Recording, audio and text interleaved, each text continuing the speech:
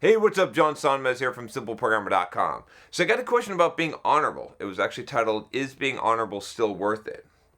And this is from Marson. Marson says, Dear John, is being honorable and a loyal man still worth something nowadays, or is it just an ego/slave mindset put into my head by society that I should get rid of?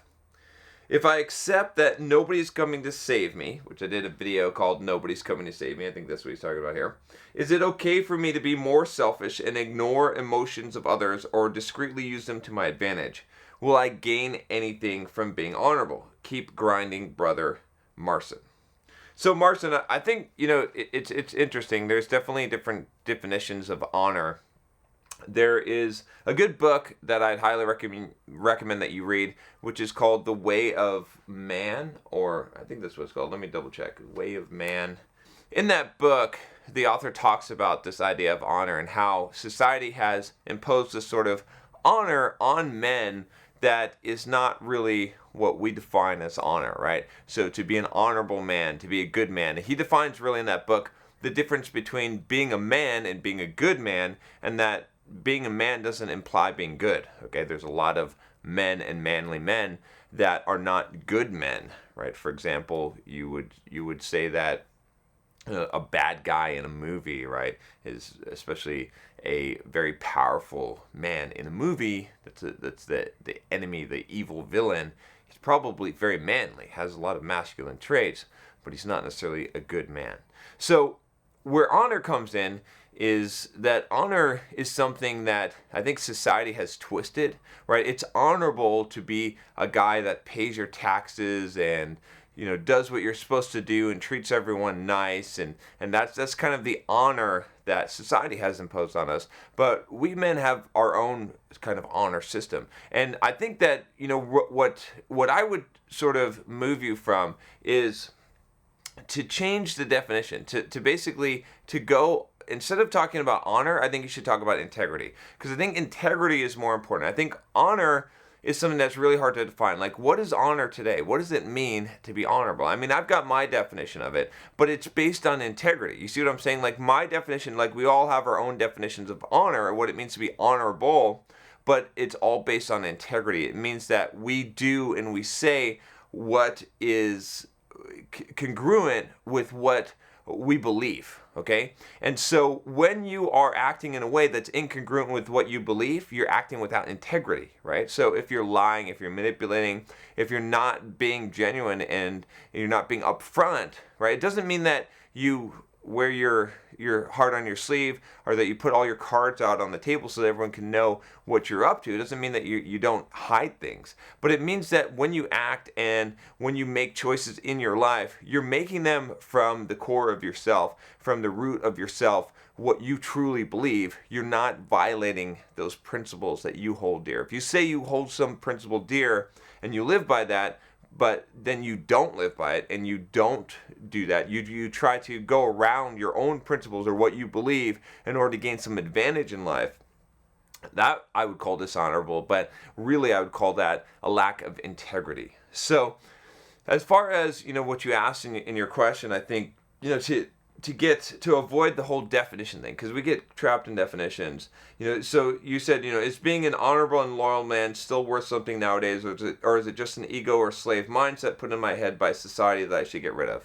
Well, I think there's a bunch of that. I think there is definitely a lot of people that act out of obligation, or whether it be an obligation to other people or an obligation to society, right? And when you're acting out of obligation, not because it's something that you want to do or something that you believe, then you're being manipulated by, quote, honor, or the honor system, right? The word honor has been overused. It's used too much, right?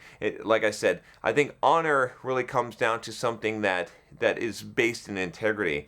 And so when people try to use the word honor in order to manipulate and control your behavior, saying that that's not honorable, or you're not acting in an honorable way, or they might use other words that mean the same thing, then yes, then I agree that we've got a problem here, and you shouldn't be allowing that to control you, right? So, the best way I could describe this is, is it worth, because there's two things here, right? You said, is being an honorable and loyal man still worth something nowadays? Of course it is. Of course it is. Definitely. But I would say it's being a man of integrity, right? So being someone who has the attribute of loyalty, or who is considered honorable, is good so far as as it fits what your perception or what your belief system is in regards to your behavior and what principles you hold dearly. Do you see what I'm saying? So if you hold these principles dearly, then being loyal to them and being honorable to them is definitely a good thing. It's not a manipulation of society. But if you're doing things out of obligation, or you're doing things because it's expected of you, or society has put this burden upon you, and you feel like you must do them in order to be honorable or to be a good man, then you're being manipulated, and it's not good. It's not beneficial to you, because anything that you do out of obligation, by the way, it has no value, right? Anything that you must do has no virtue, right? I believe Seneca talked about this a lot when he said that, in order for there to be virtue, it has to be voluntary, right? Without an actual voluntary action, there's no virtue in it, okay? So, you said also, if I accept nobody's coming to save me, is it okay for me to be more selfish and ignore emotions of others or discreetly use them to my advantage? So, that's a tricky one too. I think that, it's not that you want to ignore emotions of others, right? I'm not going to advocate that. You want to take that into account, but then you want to still make your own decision, right? What the balance here is to not to ignore emotions of others, but to not let those emotions of others manipulate you and to make your decisions based solely on those, right? So you take those things into account, but a lot of people, their entire lives and their actions and what they do is ruled by what other people feel and think. If you are letting people's emotions rule your life, and you're deciding that you're going to take that's going to be the thing that's going to drive you, and life is like, this upsets someone, or this doesn't, or this makes them happy, you're always going to be seeking validation, and you're never going to be your own man. You're never going to be acting with integrity, because you'll be just going whichever way that you feel you have to go in order to make someone happy or to prevent them from being upset. Now, at the same time, you asked also about using them discreetly to your advantage, right? Ignore emotions of others or discreetly use them to my advantage.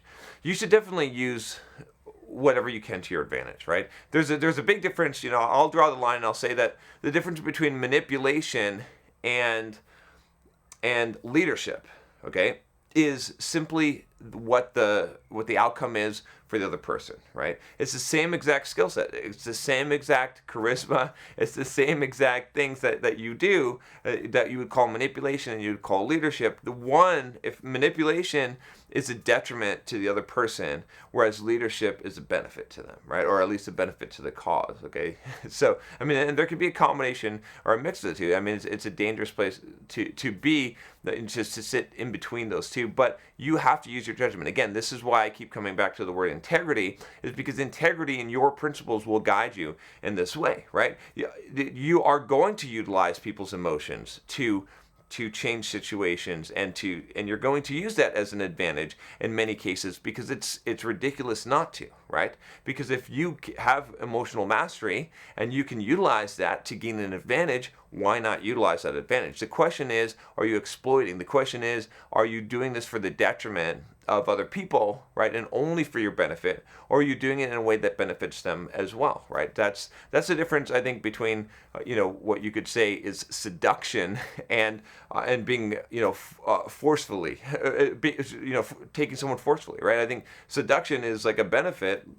Both people are getting something out of this, whereas if you consider violence and rape and things like that is not, right? That is not an advantage. It's a totally one-sided type of thing. It might achieve the same objective, but the principle and the integrity is very much different there. So anyway, I think that's all I got to say about that. Again, I would avoid using the word honorable, simply because honor today, what does it mean? I mean, part of the National Honor Society. Like I said, read that book, The Way of Men, for a good description of this, because I think he hits the nail on the head.